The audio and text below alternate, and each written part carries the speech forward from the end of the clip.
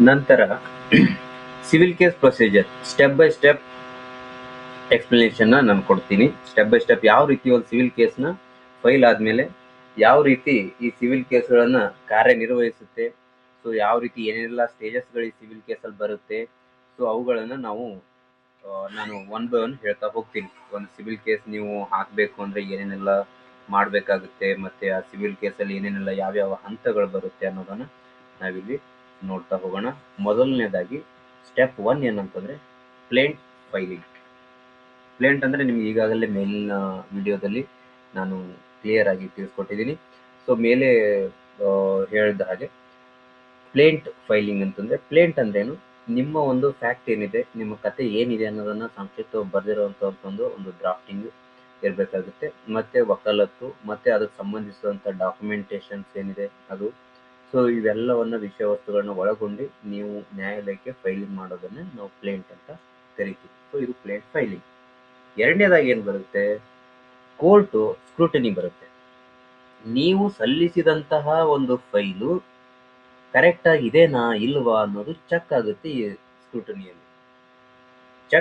ಇಲ್ಲಿ ಏನು ಚೆಕ್ ಮಾಡ್ತಾರೆ ಅಂತಂದರೆ, ವಕಾಲತ್ತಿದೆನಾ ಇಲ್ವಾ, ಆ ಒಂದು ಫ್ಯಾಕ್ಟಲ್ಲಿ ಏನು ಬರೆದಿದ್ದೀರಿ ಆ ಕಥೆಯನ್ನು ಇವರು ಮತ್ತೆ ಅದು ವ್ಯಾಲ್ಯೂಯೇಷನ್ ಚೆಕ್ ಮಾಡ್ತಾರೆ. ಏನು ಇಲ್ಲಿ ಈ ನ್ಯಾಯಾಲಯದಲ್ಲಿ ಈ ಒಂದು ಕೇಸು ಫೈಲ್ ಮಾಡುವಂಥ ಒಂದು ಕಾರ್ಯವ್ಯಾಪ್ತಿಯಲ್ಲಿ ಬರುವಂಥದ್ದು ಇದೇನಾ, ಸಬ್ಜೆಕ್ಟ್ ಮ್ಯಾಟ್ರ್ ಇದರಲ್ಲಿ ಇರುವಂಥದ್ದು ಇದೇನಾ, ಮತ್ತು ವ್ಯಾಲ್ಯೂಯೇಷನಲ್ಲಿ ಅಂದರೆ ಪಿಕ್ಯುನರಿ ಜುರಿಡಿಕ್ಷನ್ ಇದರಲ್ಲಿ ಬರುವಂಥದ್ದು ಇದೇನಾ, ಮತ್ತು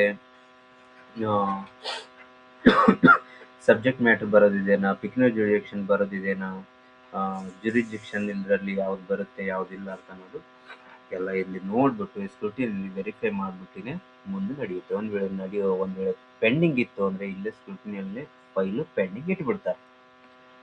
ಸೊ ಮೂರನೇ ಹಂತ ಏನು ಬರುತ್ತೆ, summons to defendant. Case file ಆಯಿತು, ಸ್ಕ್ರೂಟಿನಿಯಲ್ಲಿ ಚೆಕ್ ಆಯಿತು, ಎಲ್ಲ ಚೆನ್ನಾಗಿ ಕರೆಕ್ಟಾಗಿದೆ ಫೈಲು ಅಂತಂದಾಗ ಮುಂದೆ ಸಮನ್ಸ್ ಇಶ್ಯೂ ಆಗುತ್ತೆ. ಯಾರಿಗೆ ನೋಟಿಸ್ ಇಶ್ಯೂ ಆಗುತ್ತೆ, ಸಮನ್ಸ್ ಯಾರ ಮೇಲೆ ಇಶ್ಯೂ ಆಗುತ್ತೆ, ಡಿಫೆಂಡೆಂಟ್ ಮೇಲೆ, ಅಂದರೆ ಪ್ರತಿವಾದಿ ಮೇಲೆ. ಇಲ್ಲಿ ಫೈಲ್ ಮಾಡೋನಿಗೆ ನಾವು ವಾದಿ ಅಂತ ಕರಿತೀವಿ, ಪ್ರತಿವಾದಿಗೆ ಡಿಫೆಂಡೆಂಟ್ ಅಂತಂದರೆ ನಾವು ಪ್ರತಿವಾದಿ ಅಂತ ಕರಿತೀವಿ. ಸೊ ಅವ್ರ ಮೇಲೆ ಇದು ಸಮನ್ಸ್ ಹೋಗುತ್ತೆ. ಆ ಸಮನ್ಸು ನಂತರದ ಒಂದು 4ನೇ ಸ್ಟೆಪ್ಪು ರಿಟರ್ನ್ ಸ್ಟೇಟ್ಮೆಂಟ್. ಸಮನ್ಸನ್ನು ಪಡೆದ ಡಿಫೆಂಡೆಂಟು ತನ್ನದೇ ಆದ ಒಂದು ವಕೀಲನ ಇಟ್ಟು ಆತ ಬಂದು ತನ್ನ ಮೇಲೆ ಆಗಿರುವಂಥ ಒಂದು ಆರೋಪಗಳೇನಿದೆ, ಪ್ಲೇಂಟಿಫಲ್ಲಿ ಏನೇನೆಲ್ಲ ಇದೆ ಅದಕ್ಕೆ ಪ್ರತ್ಯುತ್ತರ ಕೊಡುವಂಥದ್ದನ್ನು ನಾವಿಲ್ಲಿ ರಿಟರ್ನ್ ಸ್ಟೇಟ್ಮೆಂಟ್ ಅಂತ ಕರಿತೀವಿ. ಈ ಪ್ರತ್ಯುತ್ತರ ಕೊಡುವಂಥ ಒಂದು ಪ್ರೊಸೆಸ್ ಆಗುತ್ತೆ. ಈ ಡಿಫೆಂಡೆಂಟ್ ಇದನ್ನು ಕೊಡಬೇಕಾಗುತ್ತೆ. ನಂತರ 5ನೇ ಸ್ಟೆಪ್ ಏನಿದೆ, ಇಶ್ಯೂಸ್ ಫ್ರೇಮ್ ಮಾಡೋದು. ವಾದಿಯ ಪ್ಲೇಂಟ್ನ ನೋಡಿ, ಡಿಫೆಂಡೆಂಟ್ನ WS ನೋಡಿ, ಎರಡೂ ವಿಷಯಗಳಲ್ಲಿ ಯಾವುದು ಡಿನೈನ್ ಮಾಡಿದ್ದಾನೆ, ಯಾವುದು ಪ್ಲೇಂಟಿಫ್ ಹೇಳಿರುವಂಥ ಆರೋಪಗಳಲ್ಲಿ ಪ್ರತಿವಾದಿ ಡಿಫೆಂಡೆಂಟ್ ಯಾವ ವಿಷಯಗಳನ್ನು ಡಿನೈಡ್ ಮಾಡಿದ್ದಾನೆ, ಅಂದರೆ ತಳ್ಳಿ ಹಾಕಿದ್ದಾನೆ, ಇದು ಸುಳ್ಳಿದೆ ಹಾಗಿದೆ ಅಂತ. ಸೊ ಅಂತ ಎಲ್ಲ ವಿಷಯಗಳು ಸತ್ಯಾಂಶ ನಿಜಾಂಶವನ್ನು ಹೊರತರುವಂಥ ಒಂದು ಕಾರಣಕ್ಕಾಗಿ ನ್ಯಾಯಾಲಯ ಇಲ್ಲಿ ಇಶ್ಯೂಸನ್ನು ಫ್ರೇಮ್ ಮಾಡುತ್ತೆ. ಸೊ ಆ ಇಶ್ಯೂಸ್ ಫ್ರೇಮ್ ಮಾಡಿದಾಗ ಅದು ಬರ್ಡನ್ ಆಫ್ ಪ್ರೂಫು ಪ್ಲೇಂಟಿಫ್ ಮೇಲೆ ಇರುವಂಥದ್ದು. ಸೊ ಹಾಗೆ ಇದು ಇಶ್ಯೂಸ್ ಫ್ರೇಮ್ ಮಾಡುವಂಥ ಒಂದು ಸ್ಟೇಜ್. ಇದು ನ್ಯಾಯಾಲಯ ಮಾಡುತ್ತೆ ನಿಜ ಸತ್ಯಾಂಶವನ್ನು ಹೊರತರೋದಕ್ಕೆ. ನೆಕ್ಸ್ಟ್ ಸ್ಟೆಪ್ಪು 6 ಏನು ಹೇಳುತ್ತೆ ಅಂತಂದರೆ, ಎವಿಡೆನ್ಸ್ ಆಫ್ ಬೋತ್ ಪಾರ್ಟೀಸ್. ವಾದಿಯ ಮತ್ತು ಪ್ರತಿವಾದಿಯ ಎರಡೂ ಪಾರ್ಟಿಗಳ ಸ್ಟೇಟ್ಮೆಂಟ್ ತಗೊಳ್ಳುತ್ತೆ, ಎವಿಡೆನ್ಸ್ ತಗೊಳ್ಳುತ್ತೆ, ಪುರಾವೆಗಳು ತಗೊಳ್ಳುತ್ತೆ. ಏನು ಪುರಾವೆ ಇದೆ, ನೀವು ಹೇಳ್ತಾ ಇರುವಂಥ ನಿಮ್ಮ ವಾದ ಪತ್ರಕ್ಕೂ ಸಂಬಂಧಿಸಿದಂತೆ ನೀವು ಎವಿಡೆನ್ಸ್ ಕೊಡಿ ಅಂತ. ಡಾಕ್ಯುಮೆಂಟ್ರಿ ಎವಿಡೆನ್ಸ್ ಆಗಿರ್ಬೋದು ಅಥವಾ ವಿಟ್ನೆಸ್ ಆಗಿರ್ಬೋದು. ಸೊ ಬೋತ್ ಪಾರ್ಟೀಸ್ ಸ್ಟೇಟ್ಮೆಂಟ್ ಕೂಡ ಇಲ್ಲಿ ಬಂದಿರುತ್ತೆ. ಸೊ ಇದು ಇಲ್ಲಿ ಎವಿಡೆನ್ಸ್ ಸ್ಟೇಜಲ್ಲಿ ನಡೆಯುವಂಥದ್ದು. ಇದು ಇಶ್ಯೂಸ್ ಫ್ರೇಮ್ ಆಗಿದ ಮೇಲೆ ಬರುವಂಥ ಒಂದು ಸ್ಟೇಜ್. ಸೊ ನೆಕ್ಸ್ಟ್ ಸ್ಟೇಜ್ ಏನಿರುತ್ತೆ, ಆರ್ಗ್ಯುಮೆಂಟ್ ಇರುತ್ತೆ. ಆರ್ಗ್ಯುಮೆಂಟ್ ಏನಂತಂದರೆ, ಎವಿಡೆನ್ಸ್ ಎಲ್ಲ ಎವಿಡೆನ್ಸ್ ಸ್ಟೇಜ್ ಮುಗಿದ ಮೇಲೆ ಪ್ಲೇಂಟಿಫ್ನ ವಕೀಲರು ಪ್ಲೇಂಟಿಫ್ನಿಗೆ ಆದಂಥ ಒಂದು ಹಕ್ಕಿನ ಉಲ್ಲಂಘನೆ ಆಗಿರ್ಬೋದು, ಅನ್ಯಾಯವಾಗಿರ್ಬೋದು, ಆ ಎಲ್ಲ ವಿಷಯ ವಸ್ತುಗಳನ್ನು ಸಂಪೂರ್ಣವಾಗಿ ಈ ಆರ್ಗ್ಯುಮೆಂಟ್ನಲ್ಲಿ ನ್ಯಾಯಾಲಯಕ್ಕೆ ತಿಳಿಪಡಿಸ್ತಾರೆ. ಏನೇನು ಅನ್ಯಾಯ ಆಗಿದೆ, ಹೇಗೆ ಅನ್ಯಾಯ ಆಗಿದೆ, ಯಾವ ರೀತಿ ಅವರ ಹಕ್ಕುಗಳ ಉಲ್ಲಂಘನೆ ಆಯಿತು ಅನ್ನೋದನ್ನು ಪ್ಲೇಂಟಿಫ್ ವಕೀಲರು ಹೇಳಿದ್ರೆ, ಡಿಫೆಂಡೆಂಟ್ ವಕೀಲ್ ಪ್ರತಿವಾದಿ ವಕೀಲರು ಇಂಥ ಒಂದು ಅನ್ಯಾಯಗಳನ್ನು ನಾವು ಮಾಡಿಲ್ಲ ಅಥವಾ ಮಾಡಿದ್ರು ಇಂಥ ಒಂದು ವಿಷಯಕ್ಕೆ ಮಾತ್ರ ನಾವು ಹೇಳಿದ್ದೀವಿ, ಅವರು ತಪ್ಪಾಗಿ ಇಂಥ ಒಂದು ವಿಷಯಗಳನ್ನು ಅರ್ಥ ಮಾಡ್ಕೊಂಡಿದ್ದಾರೆ, ಏನೋ ಒಂದು ಹೀಗೆ ಅವರ ಒಂದು ರಕ್ಷಣೆ ಮಾಡುವಂಥ ಕೆಲಸ ಅಥವಾ ಇಂಥ ಒಂದು ರೈಟ್ಸ್ ನಾವು ವೈಲೇಟ್ ಮಾಡಿಲ್ಲ ಅಂತ ಇಂಥ ಒಂದು ಸಾಕ್ಷ್ಯಾಧಾರಗಳ ಸಮೇತ ಹೇಳುವಂಥ ಪ್ರಯತ್ನ ಈ ಆರ್ಗ್ಯುಮೆಂಟ್ನಲ್ಲಿ ಪ್ರತಿವಾದಿ ಪರ ವಕೀಲರು ಮಾಡುವಂಥದ್ದು. ಸೊ ಎರಡೂ ಪಾರ್ಟಿ ವಕೀಲರು ಮಾಡುವಂಥ ಆರ್ಗ್ಯುಮೆಂಟ್ಸ್ ಆಗಿರುತ್ತೆ.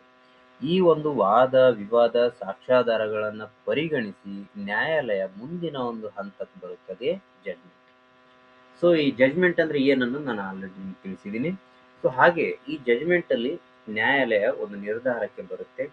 ಸೊ ಆ ನಿರ್ಧಾರಕ್ಕೆ ಬಂದು ಯಾಕೆ ಈ ಒಂದು ಸಾಕ್ಷ್ಯಾಧಾರಗಳಲ್ಲಿ ಯಾವ ಪಾರ್ಟಿ ಪರ ಯಾವ ಸಾಕ್ಷಿಗಳಿದೆ, ಯಾವ ಯಾವ ಡಾಕ್ಯುಮೆಂಟರಿ ಎವಿಡೆನ್ಸಸ್ಗಳು ಯಾವ ಪಾರ್ಟಿ ಕಡೆ ಇದೆ, ಸೊ ಅದು ಆ ಎಲ್ಲ ಸಾಕ್ಷ್ಯಾಧಾರಗಳನ್ನ ಪರಿಗಣಿಸಿದ ಮೇಲೆ ಸೊ ಸತ್ಯಾಂಶಗಳನ್ನ ಹೊರಗೆ ಬರುತ್ತೆ. ಸೊ ಆ ಸತ್ಯಾಂಶಗಳನ್ನು ತಿಳಿದು ಕಾರಣಗಳನ್ನು ವಾದ ವಿವಾದಗಳನ್ನ ಆಲಿಸಿ ನ್ಯಾಯಾಲಯ ಏನಂತ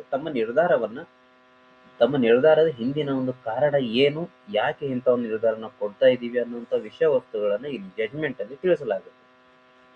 ಸೊ ಅದು ಆದಮೇಲೆ ನೆಕ್ಸ್ಟ್ ಸ್ಟೆಪ್ ಬರೋದು ಡಿಕ್ರಿ. ಡಿಕ್ರಿ ಅಂದ್ರೆ ಇದು ಸಂಪೂರ್ಣ ವಿವರವುಳ್ಳ ಒಂದು ಲಿಖಿತ ತೀರ್ಪು ಈ ಡಿಕ್ರಿ ಆಗಿರುತ್ತೆ.